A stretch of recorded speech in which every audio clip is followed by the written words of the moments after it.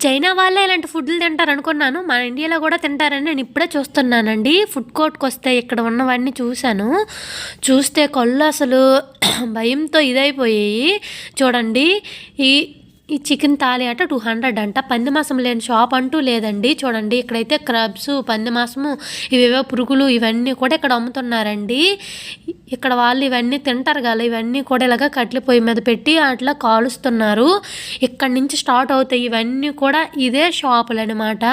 ఒక 6, 10 లాగా ఉన్నాయి ఈ షాపులన్నింటిలోని కూడా ఇవే అమ్ముతున్నారండి. ఫ్రాన్స్, క్రబ్స్, పంది మాంసము, ఆ పురుగులు లాంటివేవో అవన్నీ కూడా అమ్ముతున్నారు. ఇంకా ఈవిడే మీకు ఇప్పుడే స్టార్ట్ చేస్తుంది. ఇంకా బోల్డ్ అయితే ఇలానే ఉంటారు ఇక్కడ వాళ్ళందరూ కూడా ఇలాగే తింటారేమో బహుశా. చాలా భయం వేస్తుందండి.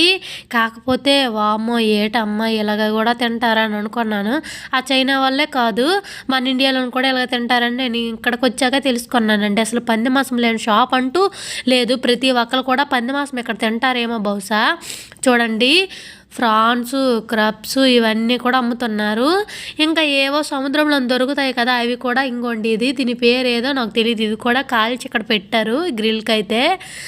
ఏం బాగా చూడగానే భయం వేస్తుంది అసలు. చూడండి పంది మాంసాన్ని అయితే ఎలాగా రాసి ఉంచారు. ఇవైతే బొగ్గుల మీద కాలుస్తారు.